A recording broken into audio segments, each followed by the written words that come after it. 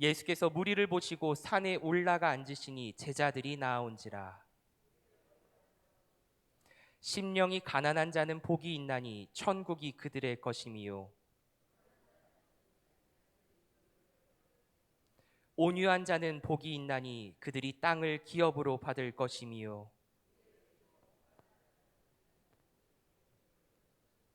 긍휼히 여기는 자는 복이 있나니 그들이 긍휼히 여김을 받을 것임이요. 화평하게 하는 자는 복이 있나니 그들이 하나님의 아들이라 일컬음을 받을 것임이요. 의를 위하여 박해를 받는 자는 복이 있나니 천국이 그들의 것임이라. 나로 말미암아 너희를 욕하고 박해하고 거짓으로 너희를 거슬러 모든 악한 말을 할 때에는 너희에게 복이 있나니 기뻐하고 즐거워하라. 하늘에서 너희의 상이 큼이라. 너희 전에 있던 선지자들도 이같이 박해하였느니라. 아멘. 복된 주일 보내고 우리 수요 저녁 예배, 또 특별히 어제는 추석 명절이었습니다. 맛있는 거 많이 드셨고 또 잘 쉬셨는지요? 우리 성도님들을 뵐 때에 새벽에 주 앞에 나와서 기도로 하루를 시작하시는 모습, 비가 오나 바람이 부나 눈이 오나 명절이 찾아오나 주 앞에 먼저 기도로 시작하는 우리 성도님들, 믿음의 선배님들을 보면서 많은 것을 깨닫고 함께 기도로 나아갑니다. 주님께 기도하는 맛을 아는 사람은 새벽 기도가 힘들지 않다라는 저희 큰어머니의 말씀이 있으셨는데요. 우리 성도님들은 그 은혜의 맛을 아시는 것 같습니다. 오늘 수요 저녁 예배도 습관에 따라 나온 것이 아니라 하나님의 그 은혜의 맛을 알고 또 성경 공부의 맛을 알아서 이 자리에 나오신 줄 믿습니다. 맞지요? 네, 그래서 오늘 기독교 윤리를 준비하면서 짧게 준비하려고 노력했는데 오늘은 좀 길어질 수도, 마무리를 지어야 돼서 살짝 길어질 수도 있어서 좀 걱정은 되는데 좀 열심히 한번 해보도록 하겠습니다. 우리 추석 명절 잘 쉬셨으니까 또 쉰 만큼 또 열심히 하나님께서 주시는 오늘 귀한 지혜가 무엇인지 깨닫기를 소망합니다. 시간에 앞서서 함께 인사 나누도록 하겠습니다. 첫 번째 인사는 다 아시죠? 주 안에서 사랑하고 축복합니다. 우리 인사 한번 나눠볼까요? 주 안에서 사랑하고 축복합니다. 사랑하고 축복합니다. 두 번째 인사는 감사와 은혜가 넘치는 한가위 되세요. 감사와 은혜가 넘치는 한가위 되세요. 아멘이지요. 세 번째 인사입니다. 주님과 동행하는 복된 삶 되세요. 주님과 동행하는 복된 삶 되세요. 네. 오늘은 수요 공부 8번째 시간입니다. 우리 추석 명절을 맞이하여서 수요 공부, 성경 공부에 많은 성도님들이 나올까 고민은 안 하고 생각만 했습니다. 걱정하지 않았습니다. 왜냐하면 그건 전혀 문제가 되지 않았기 때문입니다. 사랑하는 가족들과 좋은 시간을 보내는 것도 중요하고요. 또 시간을 내어 이 자리에 함께하는 이들도 소중합니다. 어느 곳에 있든지 내가 누구인지를 알고 그리스도의 향기로 그리스도인답게 그 자리를 주님의 영광을 드러내는 자리라면 어느 곳이든 하나님의 기쁨이 되는 복된 자리인 줄 믿습니다. 우리의 삶이 예배의 자리이기 때문입니다. 그런데 이렇게 많은 성도님들이 자리를 채워주시고 함께 공부하고자 하는 이 자리 얼마나 감사한지 모릅니다. 제가 찬양하기 전에 앞에서 인사를 드리고 강단에 올라오기 전까지 몇 분 안 계셨는데 기도하고 이제 찬양을 시작하려니 이렇게 많은 성도님들 함께 해주셔서 너무나도 감사합니다. 오늘 성경 공부에 참여하신 성도님들 축복하며 제가 오늘은 특별히 사탕 말고 오트밀을 준비했는데요. 네, 더 필요하신 분들은 이게 초코인데 그렇게 칼로리가 높지 않습니다. 그래서 한두 개 까드셔도 괜찮습니다. 그래서 배가 좀 출출하거나 아니면 조금 입이 심심하실 때 사탕 대신 한두 개씩 오트밀 초코 맛인데 까서 드셔도 괜찮아서 바깥에 제가 좀 준비하긴 했는데 오늘 많이 오셔서 몇 개 안 남았을 수도 있는데 나가실 때 수량이 좀 있으면 꼭 챙겨가시기를 바랍니다. 오늘도 성경 공부를 하기에 앞서서 마음과 생각을 여는 시간 그림 연상 성경 퀴즈를 함께 풀어보도록 하겠습니다. 준비되셨나요? 네, 우리 71번에서 80번 문제 한번 함께 보도록 하겠습니다. 네. 첫 번째 문제입니다. 무가 4개 있습니다. 사무엘 정답입니다. 모양이 L자 모양이어서 4개의 무가 L로 되어 있다. 그래서 사무엘입니다. 두 번째 문제입니다. 신발이 헐었어요. 헌신 정답. 오늘도 빠릅니다. 세 번째 문제입니다. 세일산 정답. 우리 오늘 못 나온다고 했었는데 우리 서원이가 또 출석을 위해서 온라인 출석하지 않고 오프라인 출석을 또 대단합니다. 다음 문제 가도록 하겠습니다. 전국 수련 연합 정기 총회를 줄여서 뭐라고 할까요? 뭐라고요? 수련회 정답. 앞에 수련들도 많지요. 수련회. 우리 성도님 잘 따라오고 계시지요? 네, 또 한번 보도록 하겠습니다. 다음 문제입니다.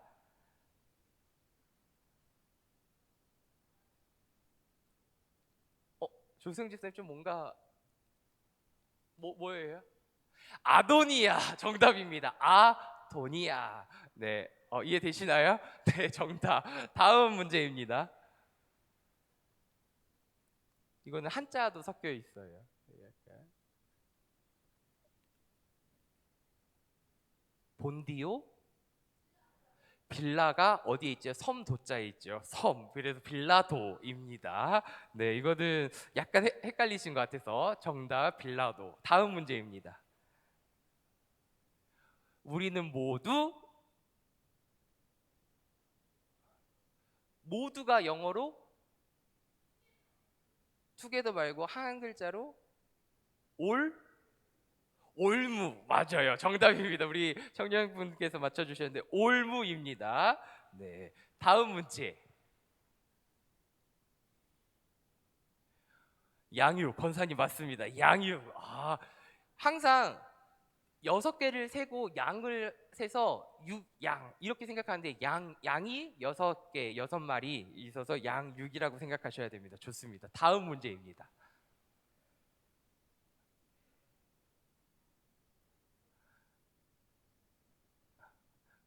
연결하면 누가 속죄를 하죠?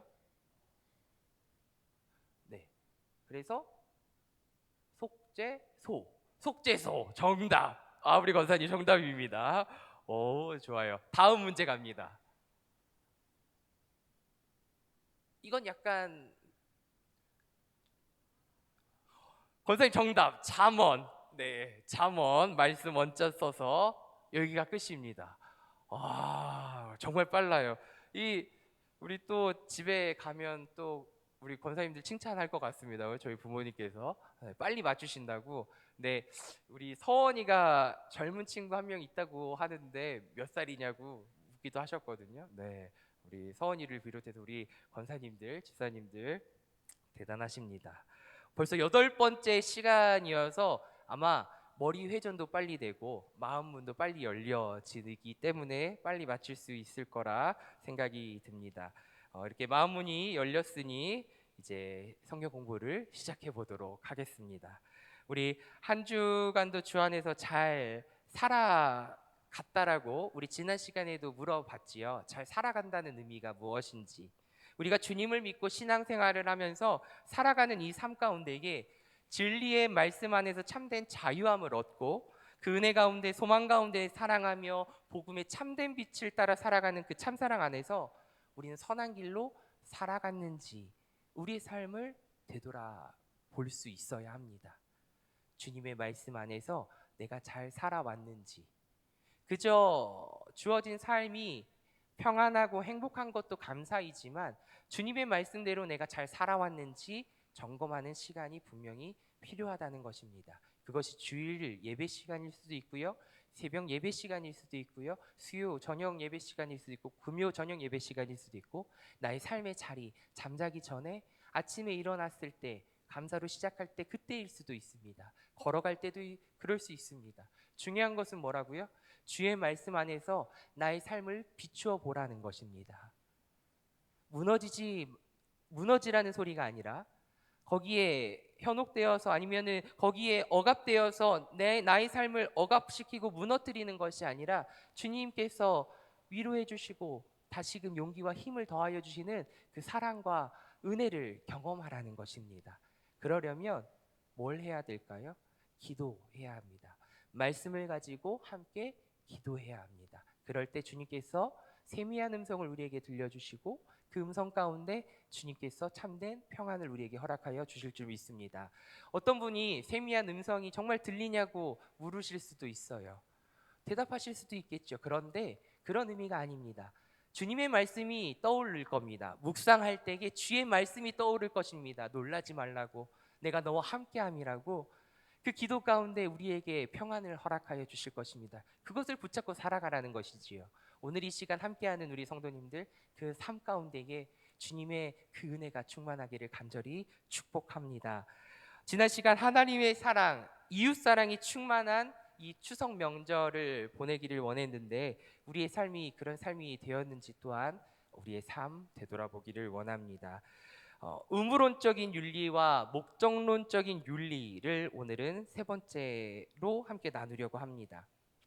이 세 번째 부류인 그렇다면 윤리를 왜 지켜야 하는가 또는 윤리는 왜 성립하는가에 대한 답인데요.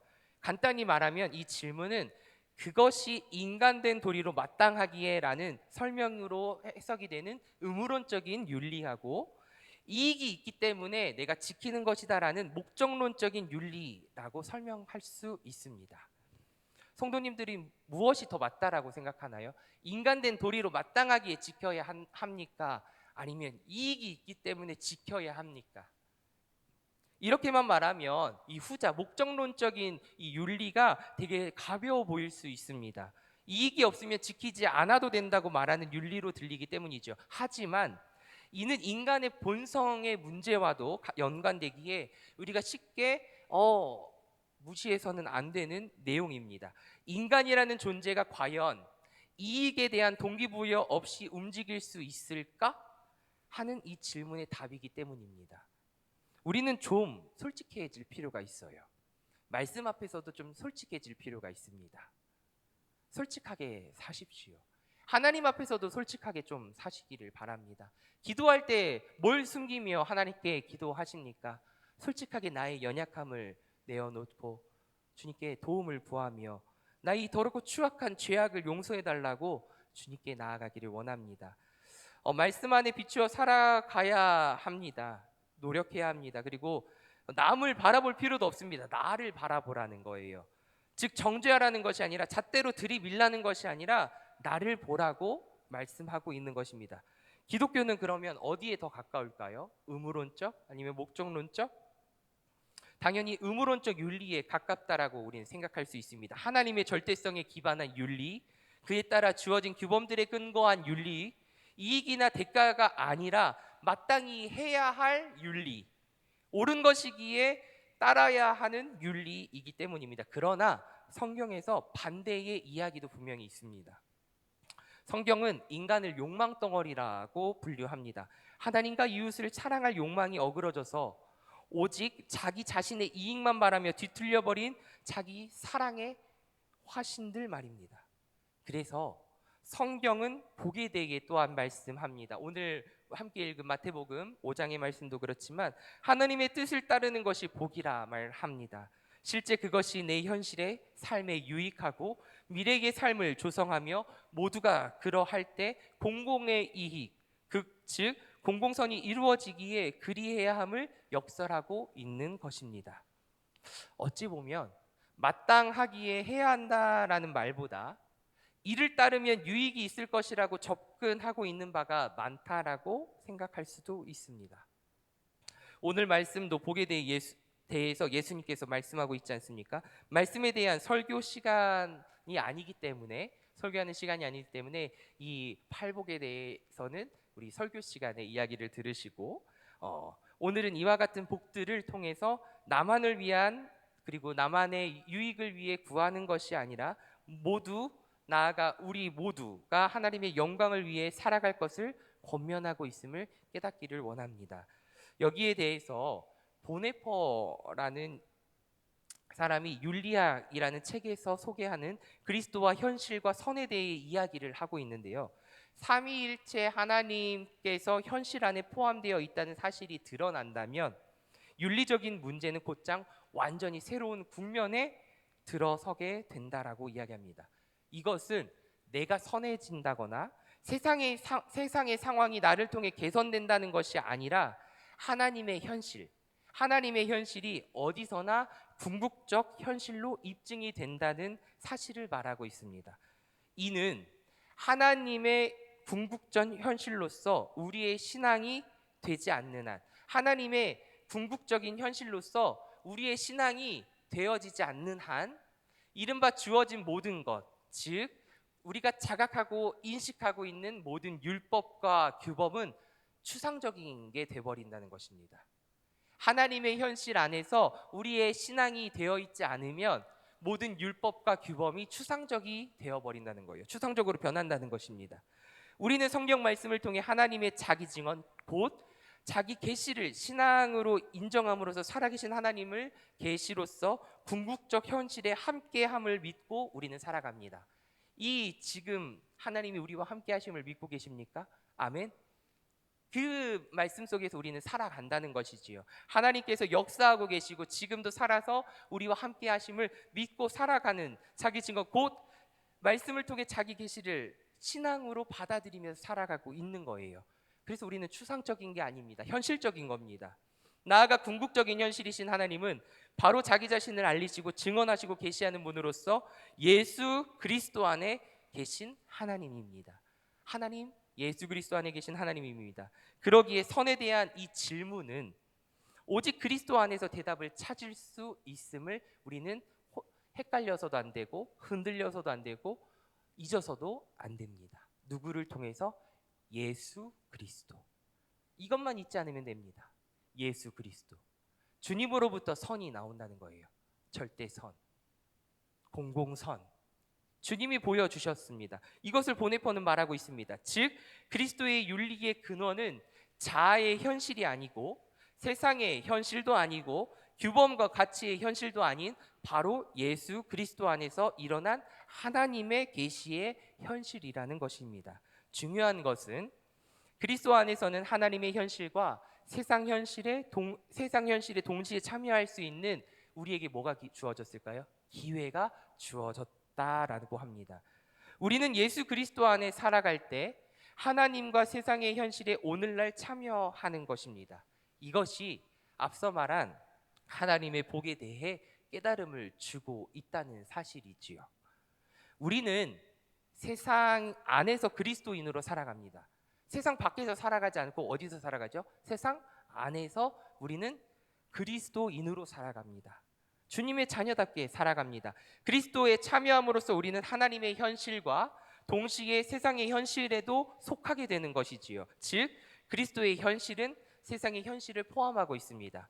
세상의 현실이 그리스도의 현실을 포함하고 있는 것이 아니라 하나님의 현실이 세상의 현실을 포함하고 있는 거예요. 감싸고 있는 것입니다. 그러나 우리는 때로는 이것을 헷갈려서 양다리를 거치며 살 때가 많습니다. 우리 스스로. 주님은 그렇게 살라고 하지 않습니다. 그죠? 성경은 한 사람이 두 주인을 섬기지 못할 것이니 혹 이를 미워하고 저를 사랑하거나 혹 이를 중히 여기고 저를 경히 여김이다라고 마태복음 6장 24절은 말씀하고 있지 않습니까? 인간된 도리로서 그리스도인으로서 마땅하기에 우리는 그 뜻을 따름으로써 그 사랑의 빛을 바라며 살아가고 그것이 나를 넘어서 너와 내가 아닌 너와 너가 존재하는 이 우리에게 하나님의 은혜의 복임을 깨닫게 하여 주신다는 것입니다. 그래서 두 번째입니다. 나와 집단을 이야기해 보고자 합니다. 근래에 새로운 관점의 윤리가 주목을 받고 있는데 그것이 덕윤리입니다. 따라해 볼까요? 덕윤리. 네. 우리가 어떤 규칙을 준수하고 어떻게 적용하는지의 문제 이전에 그 사람에게 어떤 덕이 있는가, 그것 즉 정체성의 문제가 앞선다는 이야기입니다. 이는 덕이라 불리는 마음이나 성품의 성숙이 있다면 훌륭한 윤리적 시민으로 살아간다는 것입니다. 다시 한번 덕이라 불리는 마음이나 성품의 성숙이 있다면 훌륭한 윤리적 시민으로 살아간다는 것이죠. 불교와 같은 동양 종교의 이야기 같지만 서양에서도 고대부터 이어진 주장이 바로 이 덕윤리입니다. 덕 있는 사람이 덕스러운 행동을 한다. 그러나 이 역시 한계가 있습니다. 왜냐하면 개인은 저마다 다르기에 덕에 대한 시각도 제각각 다르기 때문입니다. 자신이 생각할 때 덕스럽다 하는 것도 남들이 보기에, 타인이 보기에 그렇지 않은 경우도 참 많이 있기 때문입니다. 이런 상황에서 개인의 자율성이 지나치게 강조되다 보면 불가피하게 충돌이 일어날 수밖에 없습니다. 나는 덕스럽다 생각해서 행동한 것들이 남들이 보기에는 그렇지 않기 때문에 충돌할 수 있다는 것이지요. 그래서 필요한 것이 있는데 바로 공동체 윤리입니다. 한번 따라해 볼까요? 공동체 윤리. 네, 이에 대해서 마이클 샌델의 정의란 무엇인가 유명한 책이 있지요. 거기서 책에서는 훌륭한 덕성을 지닌 개인의 활동도 결국 우리 사회에 현존하는 구조 안에서 검증되고 확인이 되어야 한다라고 말합니다. 일종의 집단 지성인 것입니다. 한 개인이 어떤 행동을 아무리 훌륭하다라고 생각을 하더라도 공동체가 그것은 훌륭한 행동이 아니야라고, 건강하지 않다라고 한다면 이를 조정해야 한다는 것이지요. 독불장군처럼 난 계속 주장하면 그것은 결코 덕스럽지 못한 행동이라는 것입니다. 우리는 공동체 속에서 살아가기 때문에 공동체 윤리를 생각해야 한다는 것이 여기에 있습니다. 또 여기서 생각해 볼 문제는 시대에 따라 공동체적 윤리가 조금씩 다르다는 것입니다. 이것에 대해 저는 퀘스천 마크를 가졌습니다. 공동체 윤리 좋아. 그런데 시대에 따라 공동체 윤리도 옳고 그름이 있는데 이것은 그러면 어떻게 판단할 수 있을까? 어떻게 판단할 수 있을까요? 저는 여기서 이 기준을 하나님의 말씀에 두지 않고 인간 사회에 두었기 때문에 변질되고 잘못되었다라고, 그리고 변용되었다라고 생각합니다. 다르게 흘러간다라고 생각합니다. 변한다고 생각합니다. 하나님의 진리의 말씀을 기준 삼아 판단하고 행동해야 함이 그래서 여기에 있는 것입니다. 하나님의 현실 안에서 세상의 현실을 바라볼 수 있어야 충돌 없이 참된 평화를 이루어 갈 수 있습니다. 아멘. 신실하신 하나님의 말씀이 그래서 우리 가운데 은혜가 됩니다. 진리의 말씀이 그래서 우리에게 은혜가 됩니다. 세상의 것들은 다 변합니다. 윤리도 변합니다. 하지만 하나님의 말씀 안에서 세워진 이 성경 말씀과 그 안에서 세워진 공동체의 윤리는 변하지 않습니다. 왜냐하면 하나님의 말씀이 우리를 붙들고 계시기 때문입니다. 진리의 말씀이 흔들리지 않기 때문입니다. 그것을 기억하시고 그 안에 무엇이 빠지면 안 될까요? 사랑이 빠지면 안 됩니다. 이것도 잊지 말라고 말씀드렸죠. 하나님 사랑, 이웃 사랑, 결국 사랑이 빠지면 모든 것들은 다 그 밑에 규범 아래에 놓여져 있기 때문에 변할 수 있다는 사실을 또한 헷갈리지 않기를 바랍니다. 게다가 오늘날 공공선보다 개인선, 공공의 이익보다 개인의 이익을 너무나도 중요시하다 보니, 강조하다 보니 또 다른 문제점이 야기되고 있습니다. 그래서 우리는 더욱더 기독교 윤리, 공동체 윤리에 중점을 두어야 합니다. 여기에 저는 교회라는 우리 교회 공동체, 믿음의 공동체를 가져왔습니다. 교회를 뜻하는 그리스어 에클레시아 많이 들어보셨죠? 에클레시아 찬양팀처럼 부르심을 받은 이들, 일반적으로 시민들의 모임을 의미합니다. 바울은 이 헬라의 시의회를 의미하는 에클레시아를 교회라는 뜻의 용어로 사용을 했습니다. 에클레시아는 데모크라티아라와 연결이 되는데요. 이렇게 해서 이해하는 단어로 우리는 볼 수 있습니다. 데모크라티아는 데모스라는 단어와 크라티아로 이루어지는 단어로 민주주의를 뜻합니다. 민주주의, 데모크라시입니다. 즉 공동체가 해결해야 할 문제를 공동체 구성원 스스로 대화와 타협을 통해서 의사를 결정하여 실행에 옮기는 것을 의미하는 현대적 의미의 민주정치와 같은 맥락을 함께합니다. 그것이 교회라는 것이에요. 독불장군이 존재하는 곳이 아닙니다. 대화와 타협이 존재하는 거예요. 그래서 교회 안에서 서로 대화로 공동선을 이루어가며 교회를 이루어가는 것 무엇보다 중요합니다. 그래서 모든 1000명이 넘는 인원이 성도가 함께 이야기를 나눌 수 없기에 누구를 뽑지요? 우리 장로교는 장로를 뽑습니다. 그렇죠? 그래서 성도의 이야기에 귀 기울이며 장로님들은 함께 모여서 우리 성도들이 이러한 마음을 가지고 있습니다라고 서로 당회를 이루어서 의견을 모읍니다.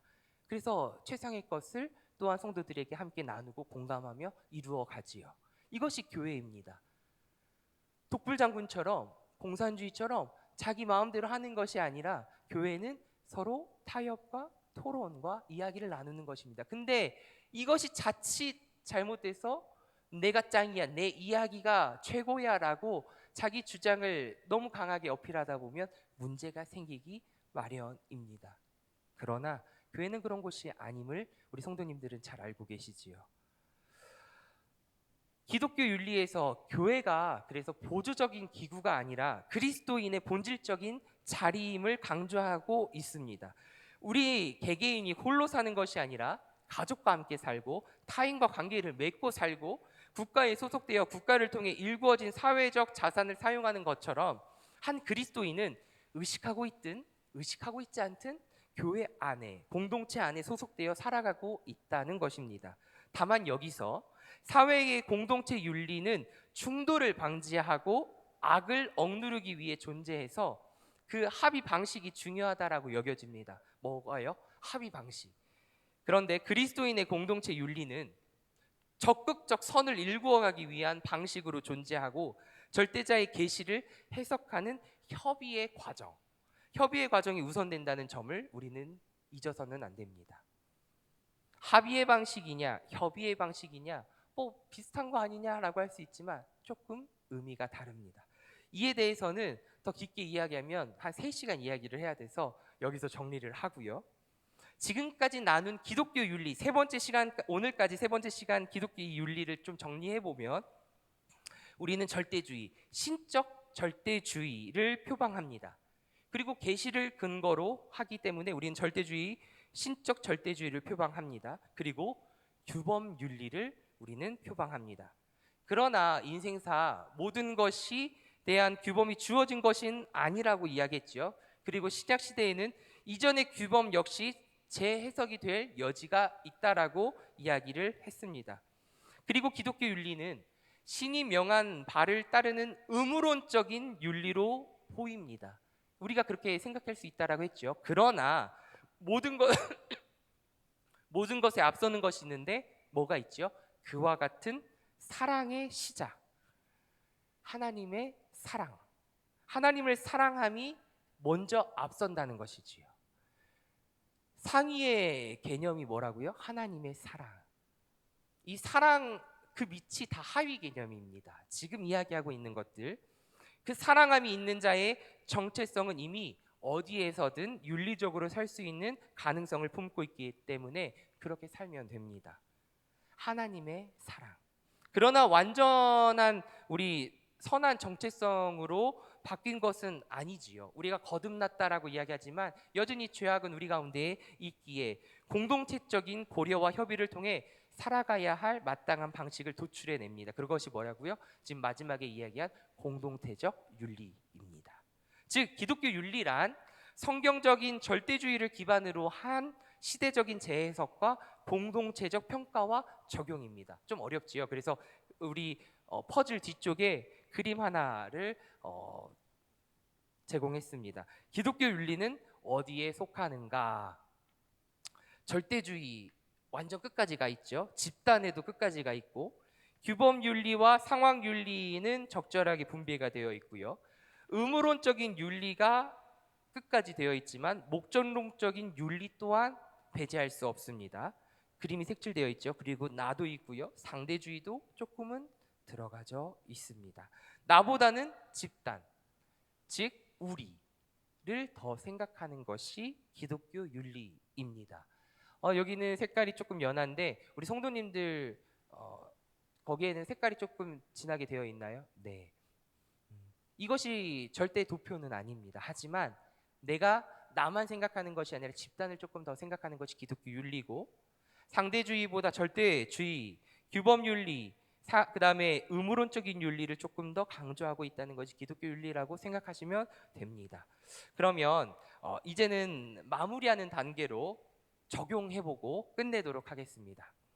책에서도 말하는 바와 같이 지금까지 나눈 이야기가 복잡하기도 합니다. 그 개념이 또 어렵기도 합니다. 저도 어려워요.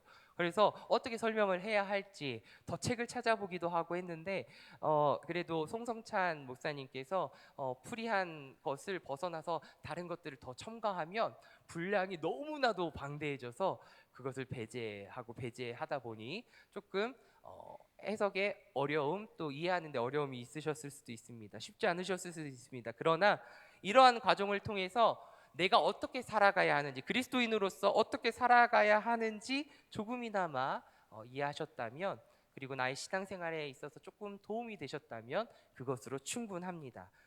첫 시간에도 이야기했듯이 우리는 신학 공부를 하러 이 자리에 온 것이 아니라 하나님의 말씀을 조금 더 가까이 하기 위해서, 건강한 신앙생활을 하기 위해서 기독교 윤리를 또한 배우고 또 이 성경 공부를 배우고 있는 거 아닙니까? 그래서 편한 마음으로 들으시길 바랍니다. 타종교의 윤리와 달리 기독교 윤리는 저마다 주장하는 바의 진폭이 좀 큽니다. 그리고 넓습니다. 딱딱딱딱 이거 해라 이거 하지 말아라 라고 하는 십계명도 있고 윤리도 있지만 그 외에도 그렇지 않은 것들도 있습니다. 그래서 심지어 같은 종교를 믿는 사람들의 주장이 맞나 싶을 정도로 차이가 좀 있는 것이 기독교입니다. 이해하기가 어려운 것을 주장하기도 합니다. 받아들이기 어려울 때도 있습니다. 그만큼 하나님의 말씀은 오묘합니다. 이것이 정답이다라고 오히려 이야기하는 것들에 현혹되어 이단에 빠지기가 쉽습니다. 하나님의 말씀 발톱의 때만큼, 아니 코끼리 그 발톱의 때만큼도 알지 못하는 우리 무지한 인간이 그것을 보고 코끼리다라고 이야기하는 거와 마찬가지인데, 그 이 세상을 창조하신 창조주 하나님, 조금 알려주신 이 성경을 통하여 알게 된 하나님이, 나의 하나님이 최고다, 이것이 옳다라고만 주장하는 것은 결코 옳은 신앙이 아니라는 것이지요. 남을 무시하지 말라는 것입니다. 남의 연약함을 무시하지 말라는 것입니다. 남의 이야기를 들어줄 수 있어야 합니다. 물론 틀린 이야기를 옳다라고 받아들이는 것은 안 됩니다. 이단을, 잘못된 사람을, 틀린 이야기를 하는 사람을 괜찮아, 그래 넌 언젠가 변화될 것이지 라고 이야기하는 것은 또한 잘못된 것이에요. 잘못된 것은 잘못된 것입니다. 제가 말씀드리는 것이 어떤 의미인지는 아시겠지요? 다양한 해석과 다양한 이야기가 오고 갈 수 있습니다. 왜냐하면 하나님의 말씀을 이해하고 해석하고 또 그것을 바라보는 관점이 다 다르기 때문입니다. 그러나 변하지 않는 것이 있다면, 그래서 그것을 정리하고 그것을 함께 말씀으로 함께 연합해서 하나님의 말씀이 흔들리지 않도록 하는 것이 신학이고 교리이고, 또 교회에서 하나님의 말씀을 함께 나누고자 목사가 존재하는 것입니다. 그 외에 성경 공부를 한다거나 다른 것들을 주장을 펼치는 사람들의 말씀에 현혹되지 않기를 소망합니다. 상황이 그렇다 보니 믿는 바가 아니라 오히려 어떻게 보면 행하는 바, 믿는 것보다 행하는 바의 차이에 따라 싸울 때가 많습니다. 그래서 책에서는 개념적인 이해보다 지금까지 한국 교회 내에서 지속되어 온 한 가지 행동 사례를 제시합니다. 그리고 그것을 정리합니다. 희락인가 약물인가, 음주와 금주 사이에서라는 이야기로 말씀을 윤리를 마무리해 보고자 합니다. 바로 술입니다.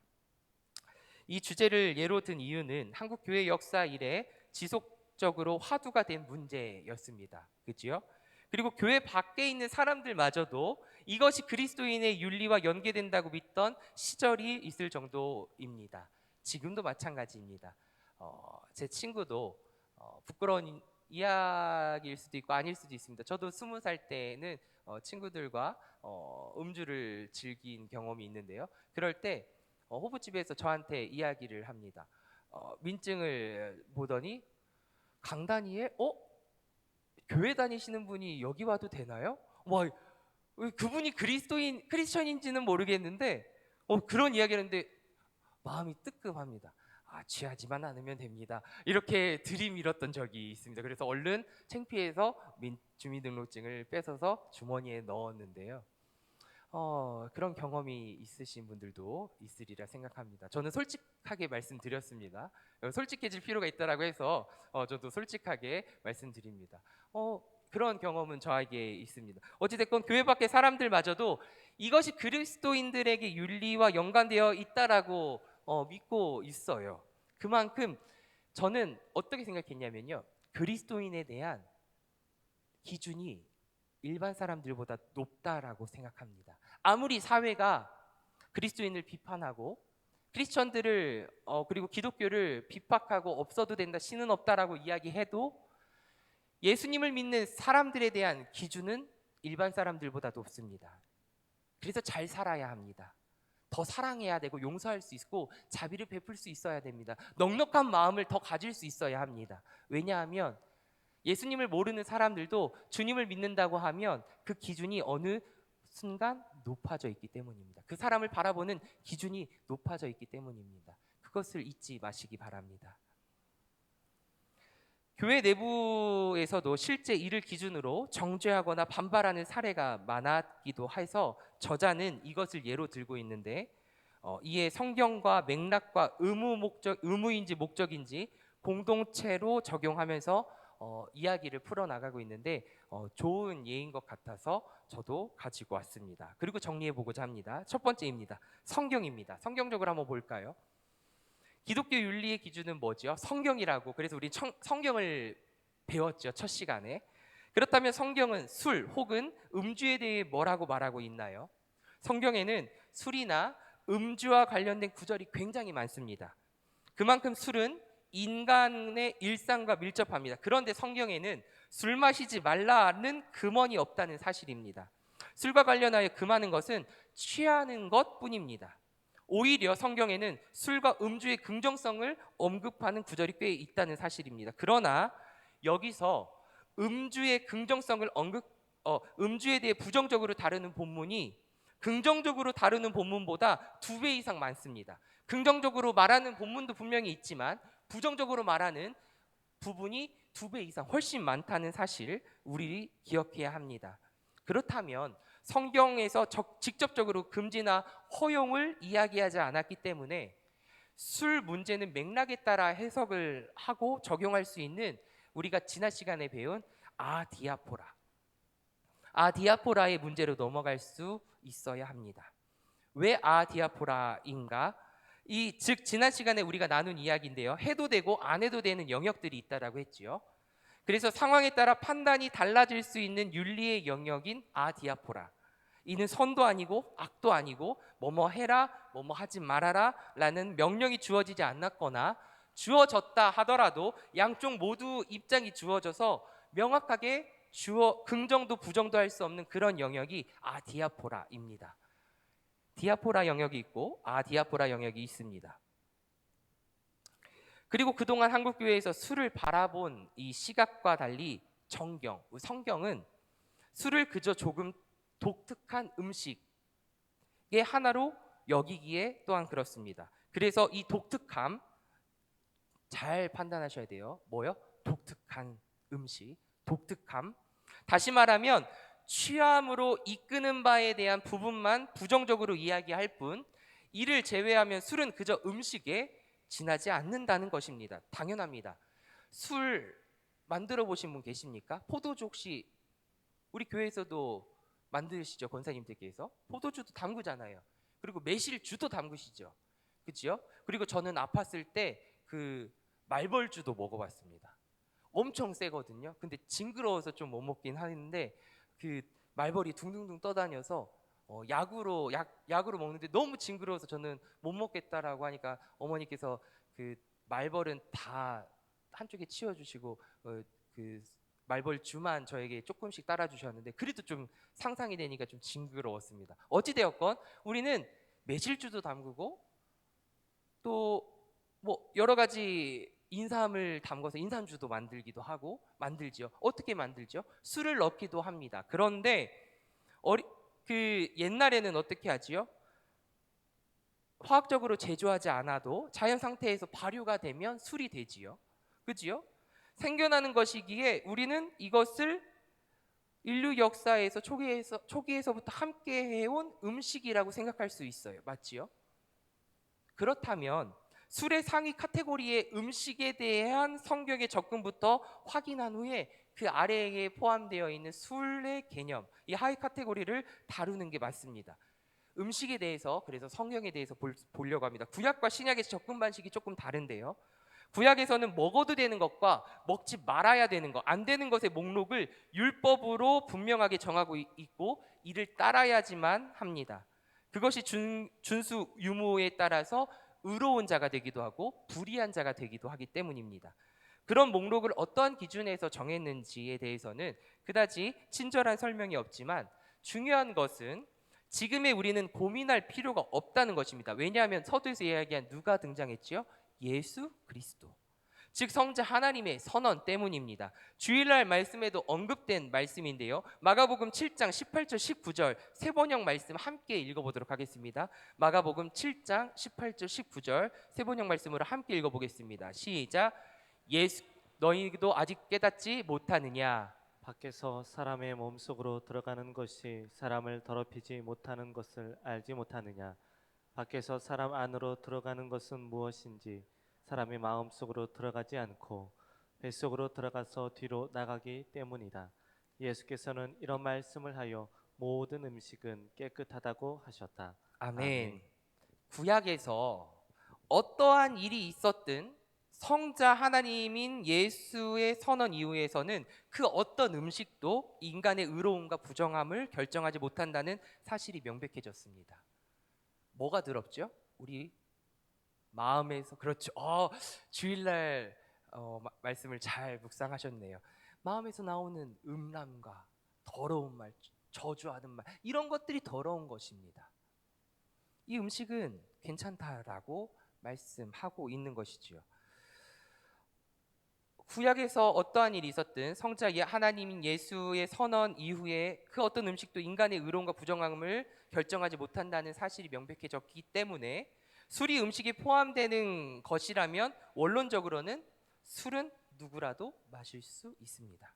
단 술은 그냥 음식이 아니라 뭐라고 했죠? 독특한 음식이에요. 독특한 음식. 그래서 취하지 말라라는 직접 금지 명령까지 주어지고 있는 것입니다. 독특한 음식이기 때문에. 에베소서 5장 18절 술에 취하지 마십시오. 거기에는 방탕이 따릅니다.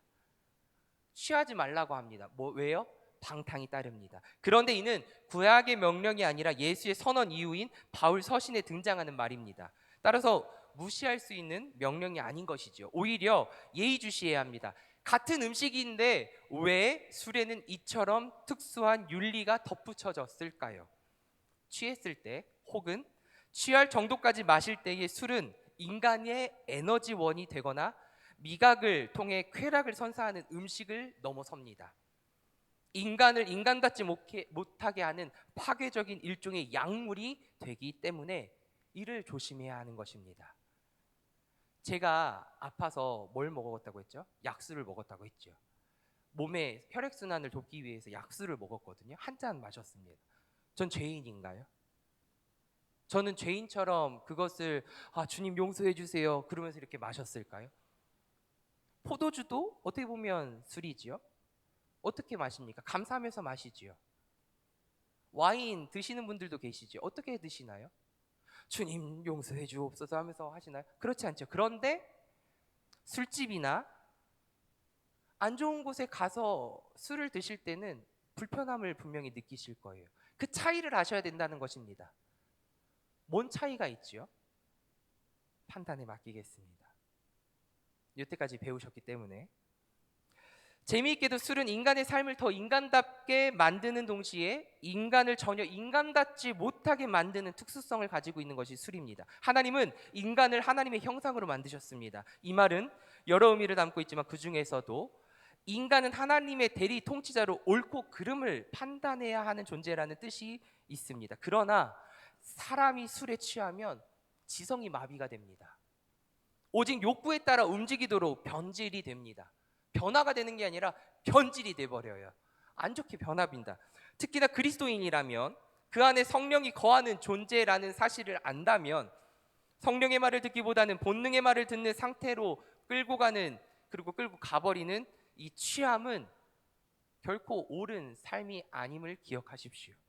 때문에 취하지 말라라는 이 강력한 윤리적 권면이 등장하게 된 것입니다. 두 번째, 맥락에서 한번 살펴볼게요. 그렇다면 취하지만 말고 즐기면 되나요? 제가 20살 때 느리밀었던 이야기. 술 취하지 않고 즐기기만 하면 돼요. 친구들과의 그 관계가 좋아서 즐기기만 하면 됩니다라고 하면 되는가? 또한 그렇게 쉽게 생각하고 이야기할 문제가 아닙니다. 성경의 가르침이 이렇게 명백한데도 왜 한국 교회에서는 유독 금주가 강조되었을까요? 이제부터는 맥락에 대한 이야기를 하려고 합니다. 예를 들면 이런 것이에요. 인간이 생존하는 데 가장 필요한 것이 의식주의죠. 술은 음식의 문제이지만 더 적절한 이해를 돕기 위해서 옷에 대해서 이야기를 해보겠습니다. 음식에는 꼭 술이 아니어도 조심해야 되는 것들이 있어요. 독한 것들, 건강을 해치는 음식들도 있지요.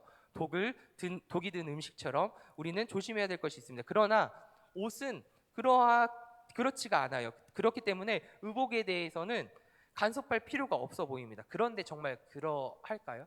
그렇지 않지요.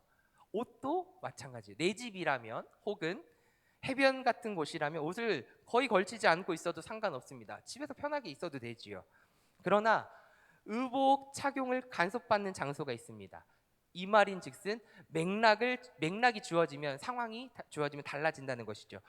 누군가의 장례식장에 하와이안 셔츠를 입고 슬리퍼를 질질 끌고 등장합니다. 어때요? 옳은 행동인가요? 좋은가요? 그 사람은 테러범이라고 이야기해도 돼요. 왜냐하면 돌아가신 고인을 모욕하는 행동이기 때문이지요. 우리는 그것을 잘 알고 있지요. 마찬가지입니다. 아무 맥락 없이 상태에서는 술을 마셔도 됩니다. 그런데 심지어 성경은 술에 대한 즐거움에 대해서 말도 하고 있습니다. 그러나 맥락이 주어지면 달라진다라고 이야기하고 있지요. 앞서 예로 든 옷, 이 비유에 보면 지금 우리가 사는 이 나라는 장례식장인가요? 장례식 자리일까요? 아니면 일상적인 자리일까요? 옷을 거의 걸치지 않아도 될 법한 해변의 상황인가요? 분명한 것은 초기의 기독교가 우리나라에 유입이 될 때 선교사들은 이 나라의 맥락을 장례식으로 판단했다는 것입니다. 이 나라에 들어오기 전에 그 선교사들이 금주의 영향을 받기도 했지만 특정 국가 선교사들만 들어온 것이 아님에도 불구하고 전 교회가 술을 금지하기로 결단한 것은 우리나라가 처한 맥락이 끼친 영향이 컸기 때문입니다. 조선말 일제강점기 때 실제로 술은 민족 정신을 갉아먹는 최고의 악행으로 꼽혔습니다. 그 암울한 시기에 수많은 이가 미래를 상실하고 술 중독에 빠져 있었던 것입니다. 선교사들은 그것을 보았어요. 술 때문에 방탕한 생활을 하는 우리 조선인들은, 개인들이 과도한 음주의 영향을 받기도 했지만 이 나라의 음주 문화가 참 지저분했다는 사실을 우리는 간과해서는 안 됩니다. 즐기는 것을 넘어서 중독되었고 부어라 마셔라 하는 이 집단적인 강요 문화에 술과 함께 뒤틀린 성문화가 수반되었기 때문입니다. 때문에 초기 선교사들은 복음의 능력에 대항하는 이 문화 중 하나로 술 문화를 꼽았어요. 그리고 예수 그리스도를 믿은 후에 새로운 삶, 거듭난 삶을 살아가는 고백의 상징이자 실제 새로운 삶으로 전환하는 일환으로서 주초를 금하는 것을 법제화하였던 것이에요. 그래서 금주하여라라고 나온 것이에요. 이해되시죠? 우리 믿음의 선배들이, 그리고 또 살았던 선조들이 그런 상황 속에 있어서 선교사들이 올 때 금주 명령을 내린 것이에요. 맥락 속에서 본 것입니다. 세 번째예요. 의무인가 그럼 목적인가 라고 또 판단해 보면서 정리를 해봐야 돼요. 정리해 보면 원론적으로는 술은 음식이므로 마셔도 됩니다. 그러나 맥락이 중요한데 우리나라 초창기 선교 시기 맥락대로라면 술은 금지하는 것이 옳았다라고 보는 것이지요. 그렇다면 지금 21세기를 살아가고 있는 지금은 어떠합니까? 여전히 장례식장인가요? 장례식인가요? 아니면 해변이신가요? 아니면 집이신가요? 그래서 자유롭게 마셔도 되나요? 단순히 말하면 바뀐 것도 있고 바뀌지 않은 것도 있습니다. 바뀐 것은 인식과 문화의 전환입니다. 개인주의의 발달로 집단적 회식 문화가 근절되었기도 했고 회식 참여 여부를 개인의 선택에 맡기고 있기도 합니다. 술 문화가 취함이 아닌 즐기는 것으로 또한 바뀌어 가고 있기도 합니다. 그러나 여전히 우리나라는 전 세계에서 유례 없이 술을 허용하는 국가로 분류된다는 것입니다. 술로 일어난 문제에 너무나도 관용적인 태도를 취하고 있습니다. 그래서 이로 인해서 범죄가 발생하더라도 충분한 감형 사유가 됩니다. 또한 많은 것이 근절되기는 했으나 여전히 2차적, 3차적으로 통한 음성 문화가 발달되어 있는 것이 오늘날의 현실입니다. 그렇다면 그리스도인으로서 그리고 한국인으로서 대한민국 국민으로서 그리스도인으로서 술을 어찌 대하는 것이 좋을까요? 원칙은 마시는 것은 문제가 되지 않다라고 계속해서 이야기합니다. 그래서 혹 미소를 띠고 계시는 분이 있다면 온라인에서도 그래 마셔도 된다라고 분명히 강다니엘 목사가 이야기했으니까 책임은 강다니엘 목사가 지고 전 책임 못 집니다. 이야기 분명히 드렸어요. 원칙은 마셔도 되지만 아싸 외치고 있는 분이 있다면 오히려 더 조심해야 합니다. 여기서 여러 가지를 고려해야 한다라고 분명히 이야기하고 있기 때문입니다. 자신의 맥락에 해변에 가까운 사람인지 장례식에 가까운 사람인지 스스로 판단해라는 것입니다. 자유의지를 마음껏 사용하는 것이 여기에 해당되는 것이 아니라 하나님의 말씀 속에서 나의 상황, 나의 맥락이 어디에 있는지 잘 살펴보라는 것입니다.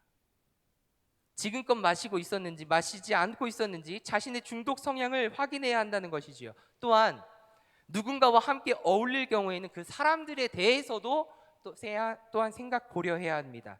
강제하는 이들이나 중독적으로 마시는 이들, 그릇된 문화를 조장하는 이들과 함께라면 애초에 그 자리에 함께하지 않는 것이 좋습니다. 그것은 강력하게 말씀드립니다. 그 자리에 함께하는 것으로서 유혹당하기 쉽기 때문에 그 자리에 함께하지 않는 것이 애당초 이롭습니다. 그렇다고 아까 말씀드린 것처럼 건강의 회복을 위해서 혈액순환을 위해 마시거나 또 건강하게 한두 잔씩 마시는 사람들을 굳이 정죄할 필요는 없습니다. 중독 활동으로 넘어간 이들은 적극적으로 구제 활동을 해야 합니다. 이것도 같이 해야 합니다. 제가 어떤 말씀으로 드리는지 우리 성도님들은 알 것입니다. 아까 이야기한 것처럼 잘 판단하시기를 바랍니다. 마지막으로 그래서 고려할 부분이 있습니다. 아직 한국 교회에는 금주 문화가 전통적으로 남아 있다는 것을 기억하십시오. 그리고 이것을 생각보다 중요하게 여기는 사람들이 많이 있습니다. 아무리 열려 있다라고 해서 나 조금 오픈 마인드야. 마셔도 돼. 괜찮아. 내가 잘 해줄게. 이러는 사람들이 있는가 반면에 그렇지 않은 사람들이 어마어마하게 많습니다. 감히 그리스도인이 술을 마셔? 하는 이들이 더 많다는 것입니다. 왜 이 이야기를 꺼내냐면요. 술을 마시거나 이를 자랑할 필요가 없다는 것이에요. 어떤 이들은 나 오픈마인드야, 나 괜찮은 사람이야, 나 그리스도인인데 술 마셔도 성경에 술 취하지 말라라고 해서 어디 그렇게 되어 있으라고 하면서 자랑하면서 술을 마십니다. 함께합니다. 그게 옳은 행동입니까? 옳지 않습니다. 그런 자리에 함께해서 방탕한 생활을 즐기는 거 괜찮다라고 이야기하는 사람 결코 믿는 자나 믿지 않는 자나 옳다라고 보지 않습니다. 자랑할 필요가 없는 것이 이건데 마치 자기는 의로운 사람처럼 하나님의 말씀을 깨달은 사람처럼 술 마시는 것에 관용을 베풀고 관대하게 이야기하는 사람이 있습니다. 어리석은 자입니다. 물론 이런 결정은 아까 이야기한 것처럼 제가 책임지지 못하는 것처럼 개인의 선택에 달려 있습니다. 그리고 자신이 어떤 공동체에 속해 있는지도 중요합니다. 어떤 공동체에서 금지하고 있으면 하지 말아야 합니다. 왜냐하면 시험 드는 자가 분명히 있기 때문입니다. 그래서 마지막 성경 한 구절을 함께 읽고 성경 공부를 마치려고 합니다. 사도 바울은 우상은 아무것도 아니라고 말하면서 시장에서 파는 것은 양심을 위하여 묻지 말고 먹으라라고 말씀했습니다. 그리고 고린도후서 8장 13절에 공동체의 연약한 믿음을 가진 자의 마음을 누구보다 잘 헤아리는 모습을 말씀을 통해서 살펴볼 수 있는데요. 우리 13절의 말씀 함께 읽고 말씀을 마치도록 하겠습니다. 함께 읽겠습니다. 시작. 만일 음식이 내 형제를 실족하게 한다면 나는 영원히 고기를 먹지 아니하여 내 형제를 실족하지 않게 하리라. 아멘. 술을 마셔도 괜찮은 사람이다 할지라도 술로 인해 시험을 당하는 이가 있다면 드시지 마십시오. 한 생명 한 생명이 얼마나 소중한데 나로 인해서 누군가가 실족하게 된다면 하나님은 결코 그 사실을 외면치 아니하실 것 같아요. 사랑하는 성도 여러분, 나의 삶이 나로 끝나는 것이 아님을, 그래서 항상 저는 기도합니다. 그리스도의 향기가 충만히 드러나기를 원합니다. 오늘 살아있음에, 오늘 더 사랑할 수 있는 시간을 주심에, 용서할 수 있는 시간을 주심에, 자비를 베풀 수 있는 시간을 주심에 하나님 참 감사합니다라고 기도로 나아갑니다. 왜냐하면 거저 주어진 것이 아니기 때문이지요. 사랑하는 성도 여러분, 이 세상은 우리 함께 살아가는 공동체입니다. 그리고 믿음의 공동체입니다. 더 나아가 삶의 자리에서는 내가 예배를 드리는 내 삶의 자리가 예배의 자리입니다. 그렇기 때문에 각각 개인은 교회입니다. 그 교회 공동체, 믿음의 공동체가 모여서 한 교회를 이루어 가고 있는 것이지요. 이것을 잊지 말고 누군가가 연약해져서, 믿음이 연약해져서 실족당한다면 나의 삶을 되돌아보고 또한 용서를 구할 수도 있고 용서를 할 수도 있는 그런 넉넉한 마음 속에 하나님의 말씀으로 하나가 되어가는, 다양함 속에 일치를 이루어가는 우리 남성교회 믿음의 공동체가 되기를 조신 예수님의 이름으로 축원합니다. 아멘.